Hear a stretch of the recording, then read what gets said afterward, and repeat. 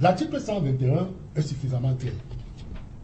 Si vous voulez être candidat à l'élection présidentielle, il faut être investi par un parti politique. C'est une sanction. Maintenant, si vous n'avez donc pas des élus, là, où est-ce qu'on dit qu'il faut avoir des élus? Vous devez être le candidat. Non, j'ai l'article 121. C'est écrit où qu'il faut avoir des élus? Les alinéas, là, oui, c'est marqué. Que je lise? Oui, lisez. Ok. Y compris les alinéas. Article 121, chapitre 3, hein, la déclaration de candidature. Article 121. 1.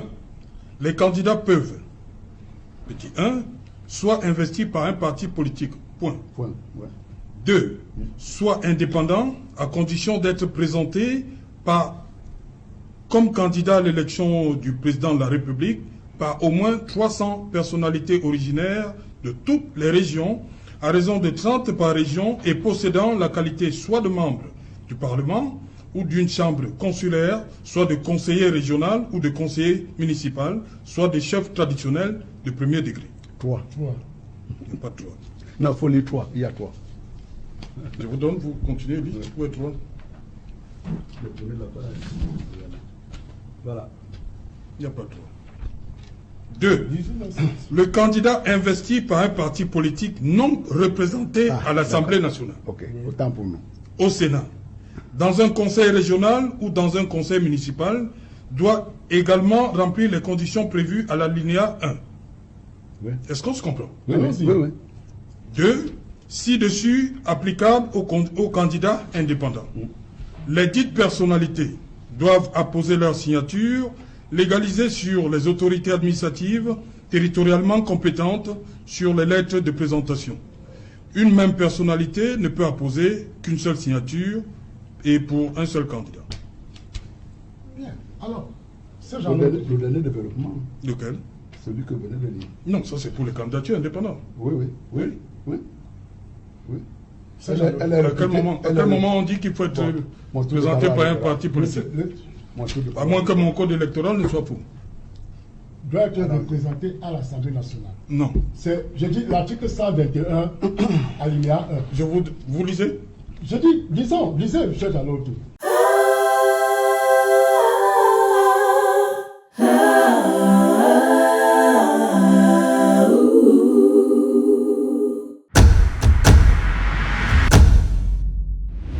Ce moment fait le tour des réseaux sociaux.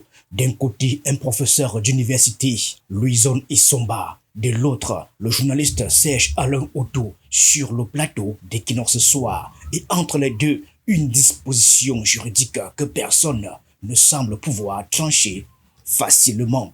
L'a fait part d'un débat sur le statut de maître Tsapi Joseph Lavoisier, récemment démissionnaire du SDF et désormais militant du MRC. Pour le professeur Louison Isomba, cette démission ne met pas fin à son appartenance au SDF. Il s'appuie alors sur le code électoral, en particulier l'article 121. Mais très vite, l'exposé s'enlise.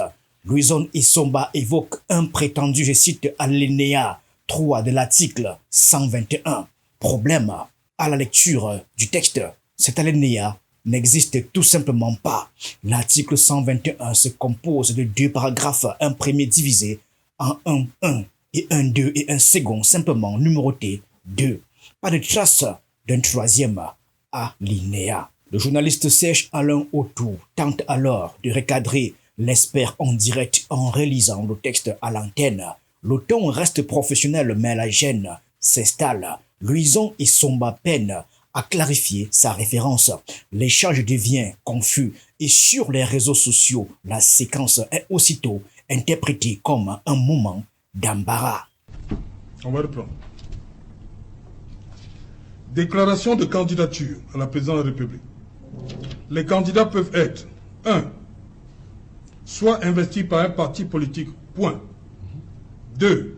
Soit indépendants, à condition d'être présentés comme candidat à l'élection du président de la République par au moins 300 personnalités originaires de toutes les régions, à raison de 30 par région, et possédant la qualité soit de membre du Parlement ou d'une chambre consulaire, soit de conseiller régional ou de conseiller municipal, soit de chef traditionnel de premier degré.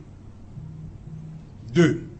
le candidat investi par un parti politique non représenté à l'Assemblée nationale. Mais c'est bien ça qu'on parle. Au Sénat. C'est bien ça qu'on parle. Dans un conseil régional ou dans un conseil municipal doit également remplir les conditions prévues à l'alinéa 1. C'est Jean-Luc. Je pense que Ci-dessus, voilà. C'est bien ça. Alors je poursuis l'analyse pour indiquer que si vous voulez être candidat à l'élection, pour le dire de la manière la plus simple, pour que nos téléspectateurs puissent bien comprendre, pour être candidat à la présidence de la République au Cameroun, il faut être investi par un parti politique.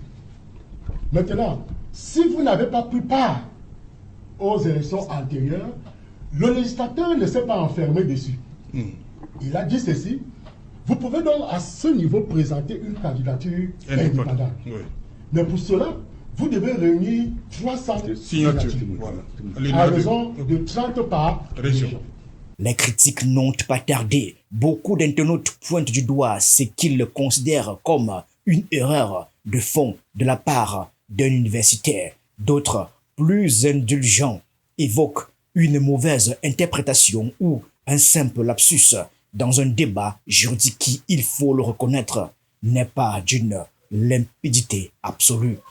Ce flou alimente justement la controverse autour du cas Maître Tsapi. Tout ça autour de deux mots: mandat impératif, ce serpent juridique qui glisse entre les mains de tous ceux qui veulent faire dire à la loi ce qu'elle ne dit pas.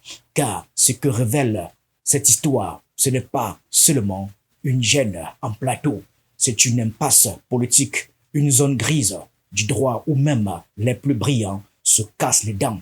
Louison Issombha s'est relevé après le débat, mais son autorité, elle, est restée au tapis. Ce qu'il faut retenir, c'est peut-être moins l'échange tendu que le fond du problème. Au Cameroun, même les meilleurs spécialistes peinent à accorder leur violon lorsqu'il s'agit d'interpréter la loi. Loin d'un chaos, ce moment télévisé illustre surtout le casse-tête juridique qui entoure la candidature de Maurice Kamto, le leader du MRC, et plus largement la complexité de la transition politique qui s'annonce au Cameroun.